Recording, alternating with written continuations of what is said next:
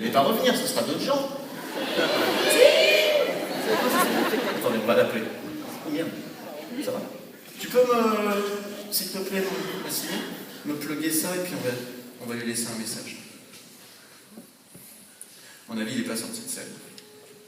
Je vais entendre ça. Ah non, il n'y a plus sa voix sur l'attendeur, c'est fini ça. Il met l'annonce standard. Ouais. On va lui faire une blague.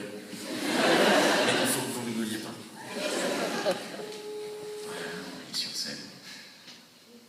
Messagerie Orange, bonjour. La personne que vous essayez de joindre n'est pas disponible. Veuillez laisser votre message après le bip. Si je veux. Mais...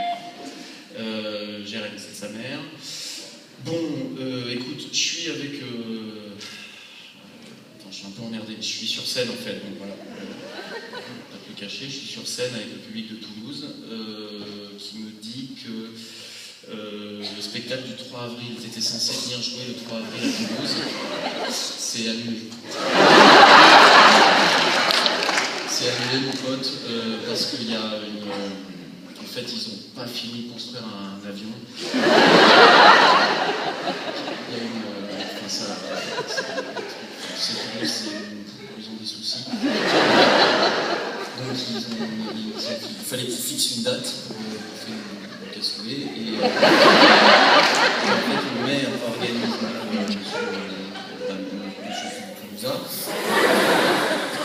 le maire organise un grand cassoulet géant et ça tombe le 3 avril. Alors, tout le monde était super embêté, qu'est-ce qu'on fait?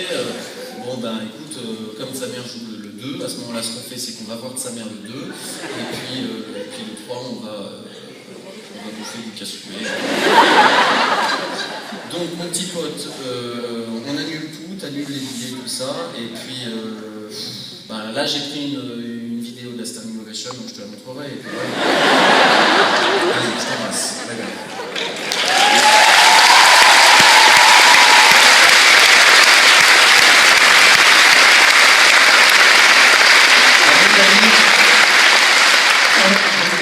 Bien rigolo quand il va écouter ce message. Il risque de me rappeler. Hein? Appel au DB, tu m'as pris quoi pour... Tu m'as pris pour une cabine téléphonique. Appel au DB. Vous voulez que j'appelle au DB? Tous ceux que ça fait chier, vous avez le droit, et je ne le dis pas méchamment, vous avez le droit de quitter le théâtre, etc. Là, on reste vraiment avec les puristes. Ceux qui n'ont pas de vie, quoi. Ceux qui... Oh, je sais plus si au DB il a sa voix dessus. Pas. Il est venu jouer à Toulouse? Oui. Oui. Oui. Il revient? On les a tous vus. Ces artistes, ils décrochent jamais. On va voir s'il a un message.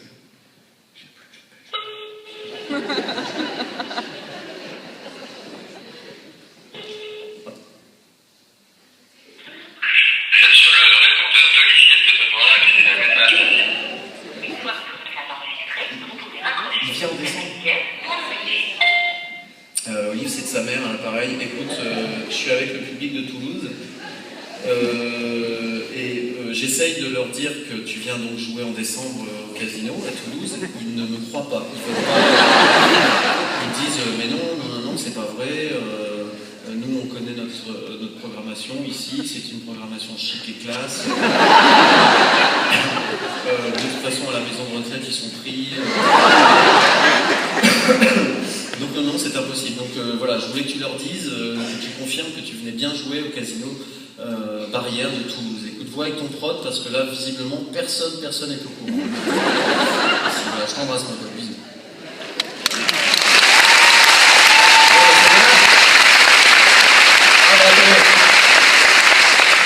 Vous savez, il y en a un des artistes de l'émission, on est sûr qu'il va décrocher.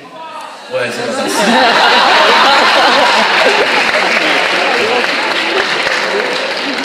Il va répondre, il va dire « Oh, mon copain Arnaud !» On peut pas être sur scène, c'est pas possible là-bas. Si on peut être sur scène. Je l'aime, sinon je n'aurais pas son numéro. C'est pas vrai, c'est la prod qui me force à la pub.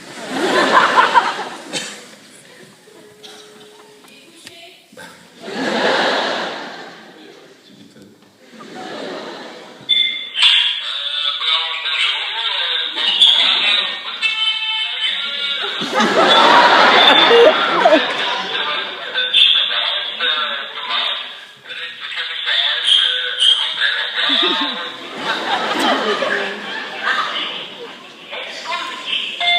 Ouais, mon copain, c'est de sa mère.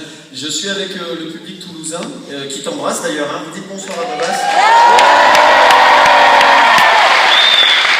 Et il me demandait, mais Babas, dans la vie, il est comme ça. Bon, bah, on a écouté ton répondeur, on a eu la réponse.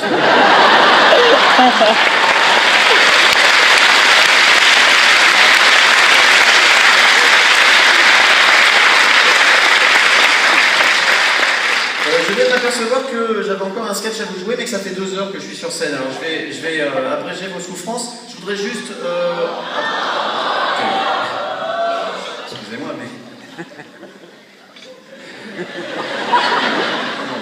Non, c'est quand même moi qu'on rémunère. Non, je voudrais juste savourer un moment là. Regardez, écoutez ce moment qui est formidable. Écoutez-le, ce moment.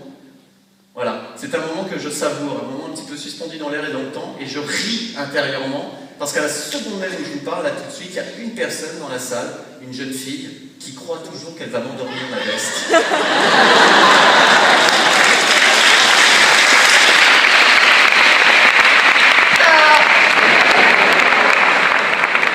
Merci mademoiselle, merci beaucoup. C'est une belle cascade hein, que je vous fais depuis le début, ça. Vous avez ri à chaque fois que je l'ai fait. On peut le faire d'un trottoir en fait aussi. Vous pouvez le faire comme ça, vous pouvez le faire d'un tout petit trottoir, ça fera rire vos amis et votre famille. Ça vous fait ah. C'est toujours du balcon qui voit rien. Pardon. Hein. Voilà, allez, je m'en vais. Je voudrais. Non mais si, je m'en vais vraiment. Non, je vous assure qu'à ce stade-là, passé 2 heures, il y a plus de gens dans la salle qui souhaitent mon départ que de fans qui veulent que je reste. Je vous assure, vraiment. Non, bon, attendez, pour profiter de vous quelques secondes, je vais faire un truc que je ne fais pas d'habitude. Regardez, je vais faire un truc, je vais vérifier que je peux le faire d'abord. Oui, c'est bon. C'est quelque chose que je fais normalement après que vous soyez sortis de la salle.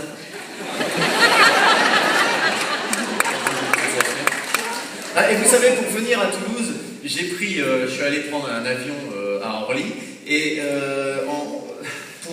pour aller à Orly, en sortant de Paris, il y a un feu rouge à la périphérique Paris. Il y a un feu rouge où il se trouve qu'il m'est arrivé, il y a assez longtemps de ça, une anecdote assez croustillante, et cette anecdote, en plus d'être croustillante, elle est très, très... Voilà. Je vous la raconte ? En plus d'être drôle. Hein. J'étais arrêté à ce feu rouge, donc c'était il y a longtemps. J'étais arrêté en voiture à ce feu rouge et je vois dans le rétroviseur de ma voiture une voiture de la police qui arrive derrière moi, comme ça, à faible vitesse, puisque le feu est rouge. Seulement la voiture ne s'arrête pas au feu rouge et elle grille le feu. Ça, c'est un petit peu agaçant parce que c'est systématique avec les voitures de police dans Paris, elles grillent les feux rouges. Donc moi, voyant ça, un petit peu énervé, qu'est-ce que je fais? J'enclenche la première et je grille également le feu. Je l'essuie, je me mets à leur hauteur, je leur fais signe de s'arrêter. Je descends de mon véhicule, je m'approche côté conducteur, je lui fais signe de bien vouloir baisser sa vitre. Oui, parce qu'encore aujourd'hui, quand on demande à quelqu'un de baisser sa vitre en voiture, on fait ce geste-là. Même si les manivelles n'existent plus depuis 30 ans. Ce geste-là, visiblement, n'est pas encore rentré dans les consciences collectives. Faites ça à un conducteur, il vous met les essuie-glaces pour faire laisse pas ça. Donc là, le gars baisse sa vitre, donc je me présente, je lui dis bonjour monsieur, Arnaud de sa mère, humoriste. Est-ce que je pourrais avoir les papiers du véhicule, s'il vous plaît? Bon, je vois bien que le gars me regarde un petit peu étonné, hein. Donc il dit écoutez mon petit bonhomme, vous savez très bien pourquoi je vous arrête. Le feu là-bas à 200 mètres était aussi rouge que... Bon, et puis là, j'improvise un petit peu aussi rouge qu'une jeune lycéenne timide qu'on invite à venir danser au bal de fin d'année. Et c'est en sortant de prison, 3 jours après, je me suis dit... Tiens, ils ont peut-être pas très bien saisi la blague sur la lycéenne. Bon, du coup, je fais demi-tour et je retourne au commissariat pour leur expliquer. Mais cette fois-ci, pas fou, j'y vais armé. Donc, je rentre dans le commissariat, je pose mon arme sur le comptoir, je leur dis ok les gars, on va parler entre bonhommes, posez également tous vos armes sur le comptoir. Et c'est en sortant du coma, 3 mois après, cette petite réflexion pas stupide, je me suis dit quand même parfois, Arnaud, est-ce que tu fermerais pas ta gueule? Et puis bon, je ne cache pas que depuis, j'ai cherché à plus me faire accepter par les forces de l'ordre. Hein. J'ai cherché à ce qu'ils me considèrent comme un des leurs. Et d'ailleurs, pour gagner leur confiance, j'ai roulé pendant quelques temps dans une de leurs voitures que j'avais dérobée sur le parking du commissariat. Quand je dis quelques temps, c'est 17 minutes, hein, très précisément. Et puis je me suis fait arrêter, je suis retourné au commissariat et alors depuis je voue une haine viscérale contre la police dans Paris. J'ai d'ailleurs commis l'irréparable il y a quelques semaines de ça. C'est pas très malin de ma part de m'en vanter en public, mais bon, que voulez-vous. J'étais en voiture dans Paris, je vois un camion de la police et là je sais pas ce qui m'a pris, j'ai ouvert le toit ouvrant et là j'ai complètement craqué. J'ai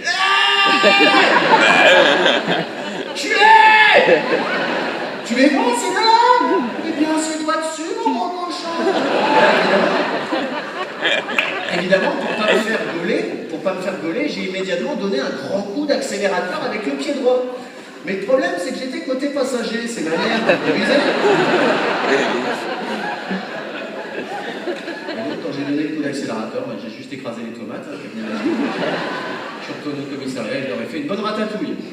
Qu'ils ont adoré d'ailleurs, hein, ils m'ont gardé à dîner pendant 3 semaines.